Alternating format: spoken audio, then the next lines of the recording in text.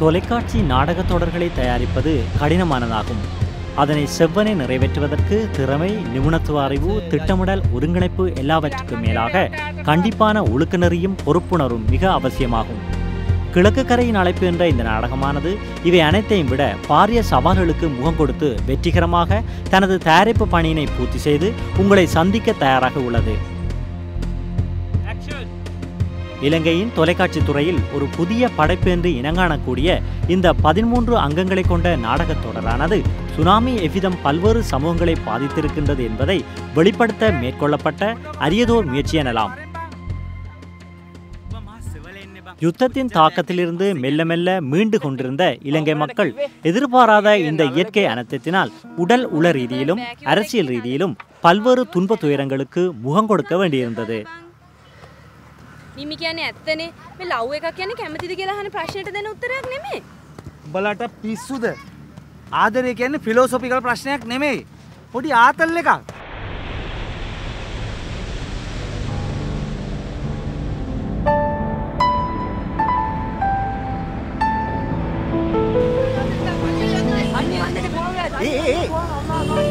ஏய் இக்மண்ட வரேன் பா. ஏய் ஆத்தல் சீன் එකක්. இக்மண்ட வரேன். மூந்து கொடைகள் நாள். சுனாமி தாக்கிய அன்றைய தினம் நாட்டின் கிழக்கிற்கு சுற்றுலா வந்துள்ள சில இளைஞர் யுவதிகள் கடற்கரையில் பொழுதை கழிக்கின்றனர். அந்த சந்தர்ப்பத்தில் முன்னர் சந்தித்திராத இயற்கை அனர்த்தத்தினை எதிர்நோக்குகின்றனர். இந்த குழுவில் வைத்தியரான அமல் நாடகத்தின் பிரதான பாத்திரத்தை வகிக்கிறார். இந்த நிகழ்வு திடீரென ஏற்பட்டது. இது எங்களுக்கு தாங்கிக் கொள்ள முடியாத அளவிற்கு வேதனையான அனுபவங்களை பெற்றுக் கொடுத்தது. இத்தகைய வேதனைகளின் மத்தியிலும் பாதிக்கப்பட்ட மக்கள் அனைவரையும் ஓரிடத்திற்கு கொண்டு வந்தது. அவர்கள் அனைவரும் ஒன்றாக எதிர்நோக்கிய வேதனை அனுபவங்கள், அவர்களிடையே நிலவிய மாறுபட்ட எண்ணங்கள், பண்பாடுகள், நடைமுறைகளை புறம் தள்ள உதவியது. இந்த உணர்வு எங்கள் வாழ்க்கையை மனிதாபிமானத்தின் அங்கமாக மாற்றுவதற்கு உதவியுள்ளது என்பதே எனது நிலைப்பாடாகும். தற்காலிக நலன்புரி நிலையமாக மாறியுள்ள இந்த பௌத்த விகாரை முக்கிய கதைக்களமாக உள்ளது. சுனாமினால் வீடுகளையும் அன்புக்கு உரியவர்களையும் இழந்து ஆறாத்துயரில் மூழ்கியுள்ள அப்பகுதி தமிழ், சிங்கள, முஸ்லிம் மக்கள் இந்த விகாரையில் தஞ்சமடைந்தனர்.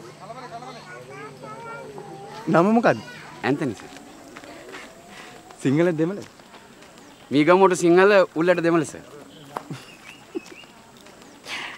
ගම කොහෙද? ඉන්න තැනට වැඩි වෙන ගමක් කොහෙද සර්?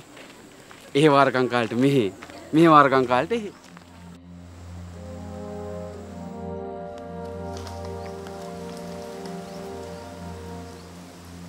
පිච්චුවද වැළලුවද? எல்லாத்தையும் தாட்டனாங்க. සාමාන්‍යයෙන් හින්දුවේ පුච්චනව නේද? කරොත්තට වැළලෙන එක හොඳයි. තනි තනියෙන් පිච්චෙනවට වැඩිය.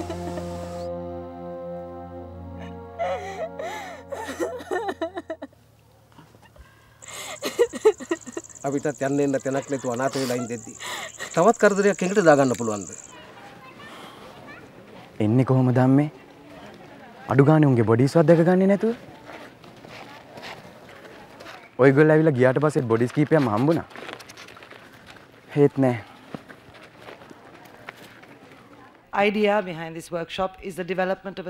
இந்த நாடகத்துக்கான பிரதியை தயாரிப்பதற்காக பலருடன் அதிகமான நேரத்தினை நாம் செலவிட்டோம். சுனாமி தொடர்பாக நேரடி அனுபவம் பெற்ற பலரும் எமக்கு தகவல்களை கொடுத்து உதவினர்.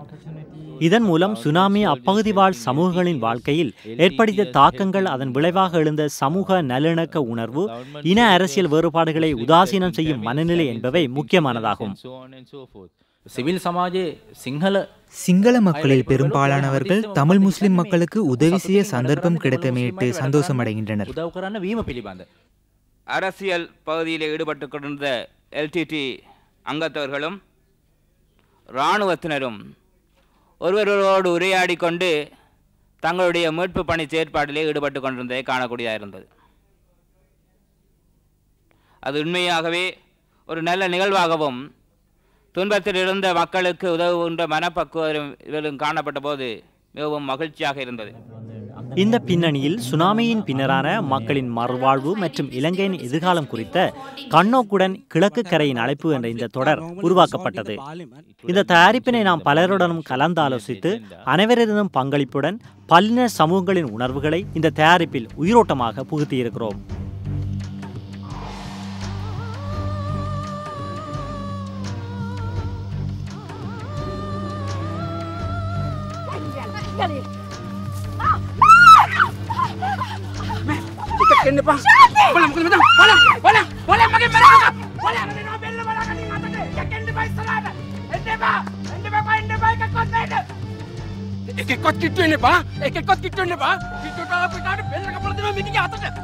When we were reduced to basic needs, actually நாங்கள் அனைவருமே தேவைகளுக்காக கையேந்தி நிற்கும் நிலைக்கு தள்ளப்படும் போது எம்மத்தியில் எவ்வித வேறுபாடும் இருக்காது. நாம் ஒரே நிலையில் இருப்போம். என்றாலும் காலப்போக்கில் நாம் வளமைக்கு திரும்பும் போது மீண்டும் எங்களுடைய தனித்துவ அடையாளங்களை மீண்டும் அரவணைத்துக் கொள்கிறோம். இந்த சந்தர்ப்பத்தில் தான் பொறுமையும் சகிப்புத்தன்மையும் அவசியமாகின்றது. இந்த விடயங்களையே இக்கதையில் நாம் பிரதிபலிக்க வைத்தோம். ගැන දන්නේ අපේ මිනිස්සු තමයි ඒ වුණාට උන්ට අපි ගැන කිසි හැඟීමක් නැහැ. මුන් කොච්චර හරි උන්ගේ කොට රදිනවා උන්ගේ කොට. මං එහෙම දෙයක් කළේ නෑ. අටවාපිය. තම්බි බැල්ලි. தொடரில் வந்து செல்லும் காட்சிகள் பாதிக்கப்பட்ட மக்களின் வேதனைகளையும் எதிர்பார்ப்புகளையும் சிந்திக்க தூண்டுகிறது. எதிர்பார்ப்புகள் அவர்களுக்கு இடையில் சில சந்தர்ப்பங்களில் முரண்பாடுகளையும் ஏற்படுத்த வழிகொள்கிறது. கிழக்கு கரையின் அழைப்பு என்ற இந்த நாடகத்தொடர் சகிப்புத்தன்மையின் அவசியத்தை வலியுறுத்தி நிற்பதோடு பிறரின் மத அரசியல் சித்தாந்தங்களை மதிக்க வேண்டும் என்ற யதார்த்தத்தினை வெளிப்படுத்துகிறது. அத்தோடு சமூக தலைவர்களின் பங்களிப்பின் அவசியத்தை நினைவுபடுத்துவதோடு மக்களுக்கு முறையான வழிகாட்டலை அவர்கள் அளிக்க வேண்டிய யதார்த்தம் இங்கு வலியுறுத்தப்படுகிறது.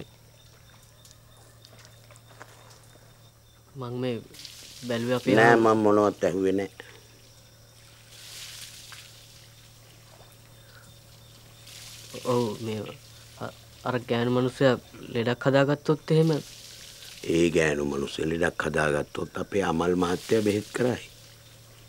මට බය අපේ පොඩි ආමුදුරෝ ලෙඩක් හදාගනීද කියලා.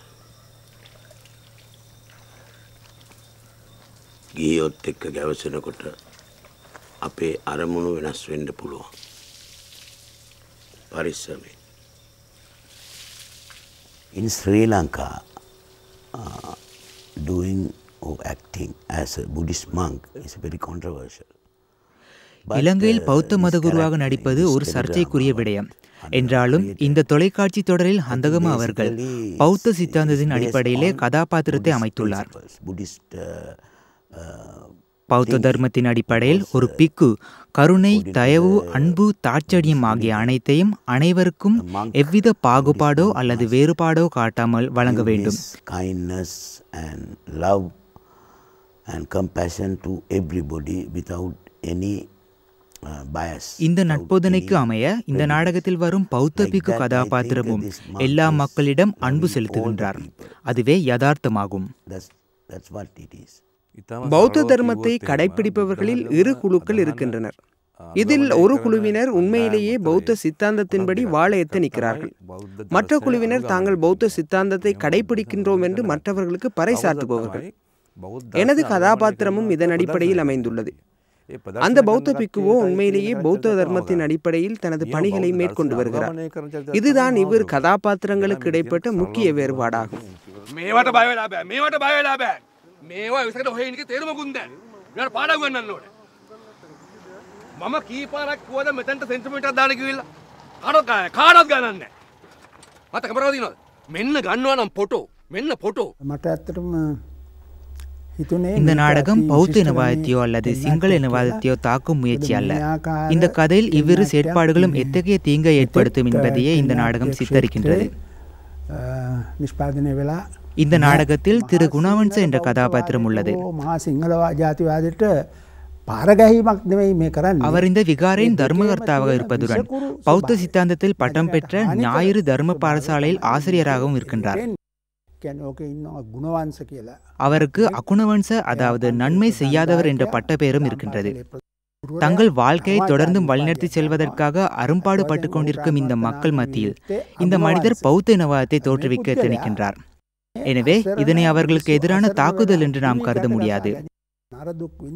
இது ஒரு சமுதாயத்தில் உள்ள சில மூட நம்பிக்கைகளை எடுத்துக்காட்டுவதுடன் அவற்றின் மூலம் எத்தகைய விளைவுகளை ஏற்படுத்தலாம் என்பதையும் எடுத்துக்காட்டுகிறது. දෘෂ්ටිවාදය කොච්චර හානිකරද කියන එක පෙන්වා දීමක්. We really wanted to raise some culturally sensitive issues. நாம் உண்மையிலேயே கலாச்சார உணர்வுகளை தூண்டக்கூடிய விடயங்களை இதில் புகுத்த விரும்பினோம். இவை பொதுவாக கலந்துரையாடல்கள் மற்றும் சந்திப்புகளின் போது மறைத்தே வைக்கப்பட்டிருந்தன. ஆகவே நாம் இந்த விடயங்களை இந்த தொலைக்காட்சி நாடகத்தில் வெளிக்கொணர தீர்மானித்தோம்.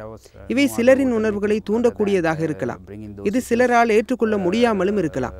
ஆனால் இதைவிட எமக்கு வேறு எந்த மாற்று வழியும் இல்லை. அதனால் தான் இந்த விடயங்களை இவ்விதம் நாம் வெளிப்படுத்தினோம். நாம் பல கலாச்சாரங்களை கொண்ட சமுதாயத்தில் வாழ்கிறோம் என்பது எமக்கு நன்கு தெரியும். இத்தகைய சமுதாயம் ஒன்றில் மற்றவர்களின் பாரம்பரியங்களை மதித்து நடக்கக்கூடிய பொறுமை எங்கள் மத்தியில் வலுவடைய வேண்டும். இந்த தொடர் நாடகத்தில் சமூகத்தின் பல்வேறு அம்சங்கள் குறித்து ஆழமாக திறனாய்வு செய்யப்படுகிறது. ඒ අය මොකද කරන්නේ හාමුදුරුවනේ? ඒ අය තොප්පි දාගන්න.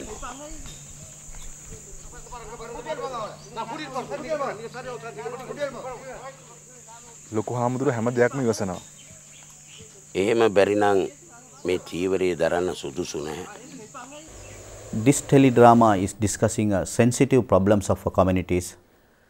பல மதங்களையும் கலாச்சாரங்களையும் உள்ளடக்கிய சமூக அமைப்பில் ஒன்றாக சமூகங்களின் உணர்வுகளை ஆராய்கிறது. This teledrama is reiterating the right of the multi-religious people. பலதரப்பட்ட மத கலாச்சாரங்களை கொண்ட சமுதாயங்களின் உரிமைகளை வலியுறுத்துவதாக அமைந்திருக்கின்றது. Especially some people who are trying to make trouble through using the sensitive. இந்நாடகத்தில் சில உணர்வை தூண்டக்கூடிய விடயங்கள் மூலம் பிரச்சனைகளை ஏற்படுத்த எத்தனிக்கிறார்கள். இந்த நாடகத்தில் பிரச்சனைகளை சிலர் தங்கள் மதிநுட்பத்தின் மூலம் தவிர்த்து கொள்வதற்கு எடுக்கும் முயற்சிகள் தத்ரூபமாக அமைந்துள்ளன. இன்றைய சூழ்நிலையில் மற்றவர்களையும் அவர்களின் பிரச்சனைகளையும் புரிந்து கொள்வதற்கு இந்த நாடகம் உதவியாக அமைந்துள்ளது.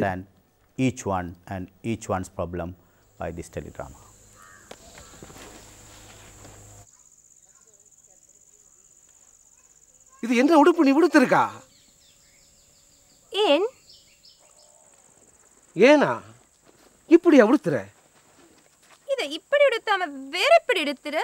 இங்க ஒழுங்கா உடுத்தாடி போனா வெளியே வரப்படா. உள்ளுக்க இருந்தவளை வெளியே கூப்பிட்டு போட்டு இப்ப வெளியே வரப்படாம என்னன்னு கேக்குற? இங்க உடுப்பை பத்தி உனக்கும் சேர்த்து தான் சொன்னேன். விளங்குதா?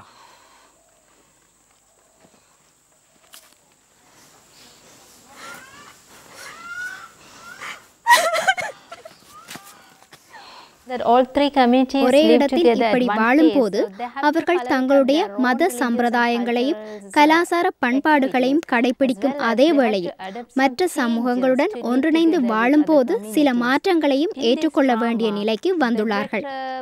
இந்த நாடகத்தில் இதன் இயக்குனர் முஸ்லிம்களின் சகல கலாச்சார சம்பிரதாயங்களை பற்றி நன்கு விளக்கமளித்தார்.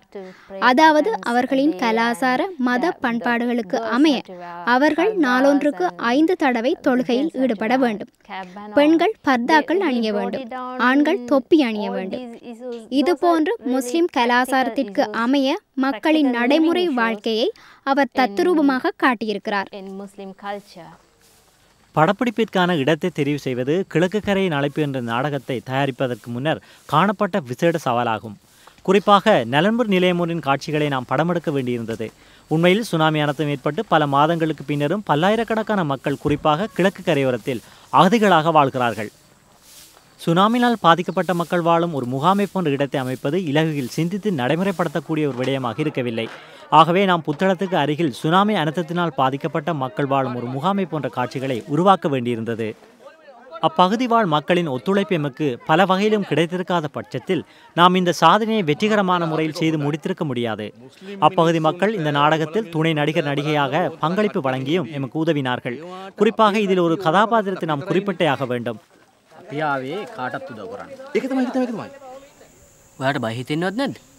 அக்கிராம சிறுவன் ஒருவன் தொழில் ரீதியில் பயிற்சி பெற்ற கலைஞர்களை விட சிறப்பாக நடித்து தனது திறமையை வெளிக்காட்டினான். People are really cooperative. They were really supportive. They came forward. அப்பகுதி மக்கள் எங்களுக்கு முழு ஒத்துழைப்பை அளித்ததுடன் அவர்களில் சிலர் சில கதாபாத்திரங்களையும் ஏற்று நடித்தார்கள். இந்த மக்களுக்கு உண்மையாக சுனாமியினால் பாதிக்கப்பட்ட அனுபவம் இல்லாதிருந்தாலும் இந்த நாட்டு மக்கள் என்ற முறையில் நாம் அனைவருமே இந்த பயங்கர அனுபவங்களை பகிர்ந்து கொண்டிருக்கிறோம். இயக்குனர் என்ற முறையில் எனக்கு தொழில் ரீதியிலான நடிகர்களுடன் இந்த கிராமத்து மக்களையும் இணைத்து இந்த நாடகத்தை தயாரிப்பது ஒரு பெரும் சவாலாக இருந்தது. என்றாலும் இறுதியில் இந்த முழு முயற்சியும் பூரணமாக வெற்றியளித்தது. இந்த தொலைக்காட்சி நாடகத் தொடரின் மூலம் நீங்கள் அதனை கண்டுகளிக்கலாம். 2 மாதங்களாக நாம் இரவு பகலாக ஓய்வின்றி பாடுபட்டு மேற்கொண்ட இந்த தயாரிப்பு இறுதியில் சிறப்பாக முடிவு பெற்றது. இதில் பங்களிப்பு வழங்கிய அனைவரும் இறுதியில் உண்மையிலேயே மகிழ்ச்சியும் திருப்தியும் அடைந்தார்கள்.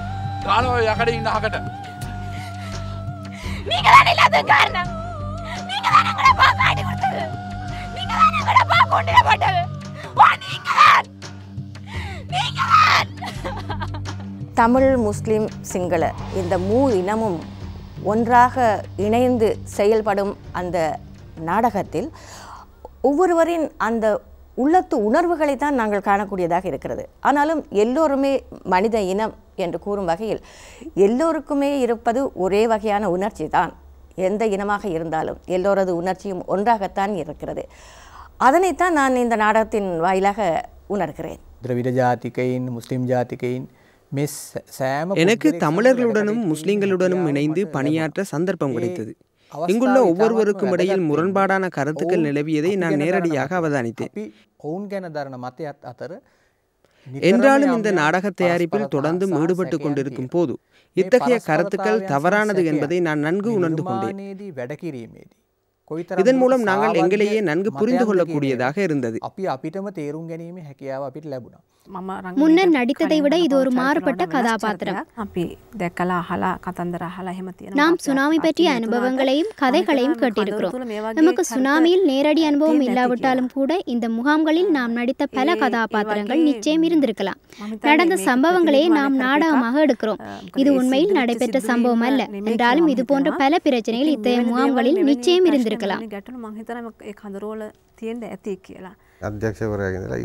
எமது இயக்குனர் தொடக்கம் உதவியாளர்கள் அனைவருமே இந்த அனுபவத்தில் பங்குதாரர்களாக இருக்க பெரிதும் விரும்பினார்கள். சுனாமியினால் மக்கள் என்ற முறையில் இந்த அனுபவத்தை பகிர்ந்து கொள்வதற்கான ஒரு அரிய வாய்ப்பு எமக்கு கிடைத்தது. இந்த மக்களின் துன்ப துயரங்கள் உணர்வுகளை பிரதிபலிக்க செய்வதே எமது கலைப்படைப்பை விட நாம் முக்கியமாக கருதுகிறோம். இந்த பௌத்த பிக்குவின் கதாபாத்திரம் உளநல வலுவூட்டுவதற்கு முக்கியத்துவம் பெறுகிறது. இந்த மக்கள் தாங்கள் பௌத்த விகாரையில் தங்கியிருக்கும் போதும் கூட அவர்கள் தங்கள் கலாசார பாரம்பரியங்களின்படி வாழ்வதற்கு இடமளிக்கப்படுகின்றது.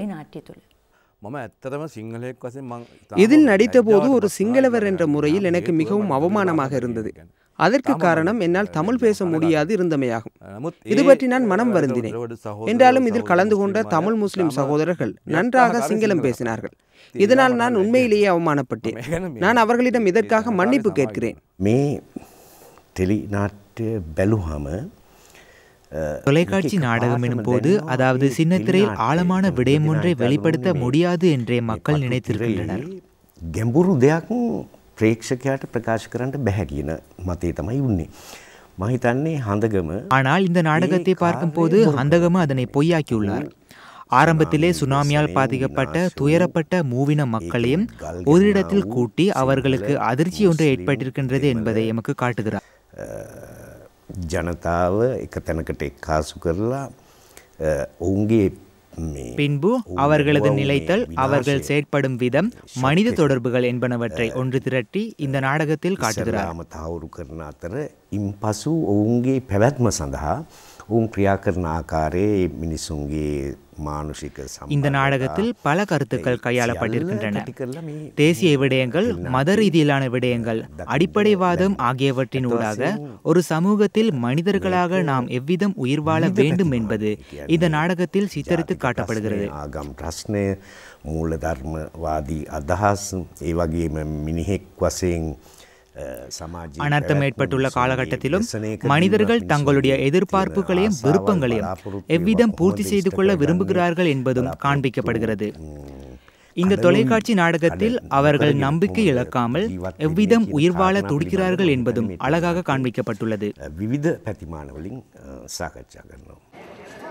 சமாதான பேச்சுவார்த்தைகள் கைவிடப்பட்டுள்ள நிலையில் தென்னிலங்கையில் மட்டுமல்லாமல் வடகிழக்கிலும் தொடர்ந்து மனித உரிமை மீறல்கள் இடம்பெறுகின்றன. இதுபோன்ற சம்பவங்கள் சுனாமி நடந்து சில மாதங்களுக்குள் ஆரம்பித்து விட்டன. அரசியலும் ஏனைய அபிவிருத்தி நடவடிக்கைகளும் மறுவாழ்வு நடைமுறைகளை ஒரு கிரகணத்தை போன்று முற்றாக மறைத்துவிட்ட போதிலும் சுனாமியினால் ஏற்பட்ட பின்விளைவுகளை நாம் உதாசீனம் செய்ய முடியாது. இலங்கை சமுதாயத்தின் பரந்த அம்சங்களிலிருந்து அவற்றை பிரித்துவிடவும் முடியாது. இத்தகைய சூழ்நிலையிலேயே நாம் தொடர்ந்தும் இந்த இன முரண்பாட்டுக்கு தீர்வை காணும் முயற்சியில் ஈடுபட்டு வருகிறோம்.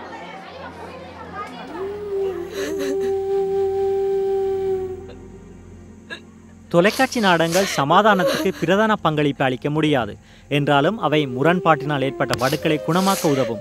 மக்களுக்கு தங்கள் வாழ்க்கையை கொண்டு நடத்துவதற்கும் துயரங்களை உணர்ந்து கொள்வதற்கும் உணர்வுகளை வெளிப்படுத்துவதற்கும் உதவுகின்றன.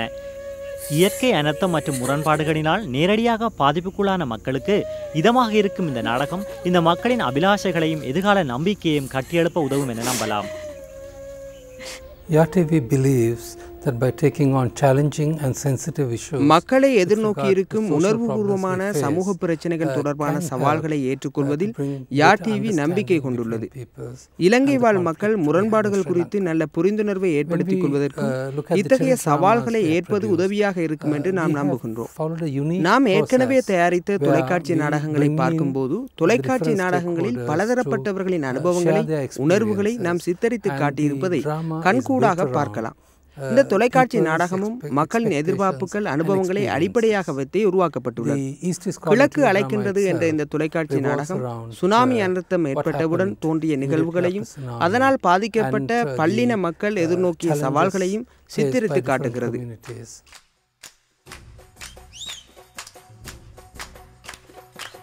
உலக மக்களைப் போலவே இலங்கை மக்களும் சமாதானத்தை கட்டியெழுப்ப முயற்சிக்கின்றனர். மனிதாபிமானமற்ற செயற்பாடுகளை ஒழித்து மனிதநேயத்தை கட்டியெழுப்பும் ஒரு பொதுவான நடைமுறையை சகலரும் இனங்காண முன்வர வேண்டும். கிழக்கு கரையின் அழைப்பு என்ற தொலைக்காட்சி தொடர் நாடகம் பல்வேறு சமூகங்களிடையே நெருக்கமான கலந்துரையாடலை ஏற்படுத்தி அவர்களின் மாறுபட்ட உணர்வுகளை புரிந்து கொண்டு ஒரு பொதுவான மேம்பாட்டிற்காக உழைக்க வேண்டும் என்ற உணர்வை ஏற்படுத்த உதவும் என்ற நம்பிக்கை எமக்கு உண்டு.